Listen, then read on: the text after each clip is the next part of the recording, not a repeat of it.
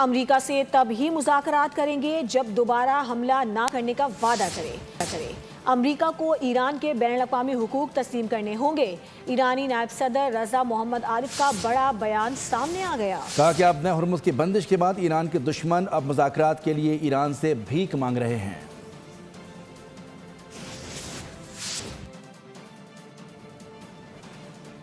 America से तब ही मुज़ाकरात करेंगे जब दोबारा हमला ना करने का वादा करे।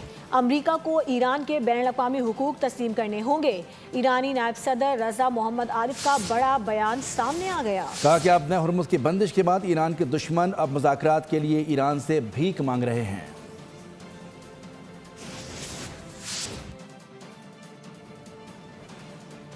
अमेरिका से तब ही मुज़ाकरात करेंगे जब दोबारा हमला ना करने का वादा करे। अमेरिका को ईरान के बैनुल-अक़वामी हुकूक तस्लीम करने होंगे। ईरानी नायब सदर रज़ा मोहम्मद आरिफ का बड़ा बयान सामने आ गया। कहा कि अब हुर्मुज़ की बंदिश के बाद ईरान के दुश्मन अब मुज़ाकरात के लिए ईरान से भीख मांग रहे हैं।